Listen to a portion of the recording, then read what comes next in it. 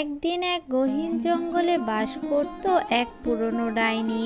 সে সাধু বাবার হাত থেকে বাঁচার জন্য নিজের রূপ পাল্টিয়ে এক বাচ্চা মেয়ের রূপ নিয়ে নেয় এবং গ্রামের রাস্তার দিকে এগোতে থাকে।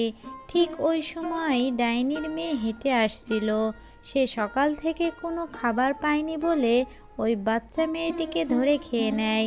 এরপর ডাইনির মেয়ে বাড়ি ফিরে ঘোটায় খোঁজাখুঁজি করছিল, কিন্তু তার মাকে কোথাও খুঁজে পাচ্ছিল না। এরপর সে নদীর ধারে এসে কান্নাকাটি করছিল। তখনই নদী থেকে একটা রাক্ষসী রাজা বেরিয়ে আসে, আর রাক্ষসী রাজা বলে, তুই তোর নিজের মাকে নিজেই খেয়ে নিয়েছিস।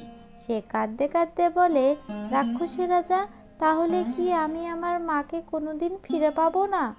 কেন পাবি না? তার জন্য সকলকে গল্পটিতে লাইক করে সাবস্ক্রাইব করতে হবে, তাহলে তোর মাকে তুই ফিরে পাবি।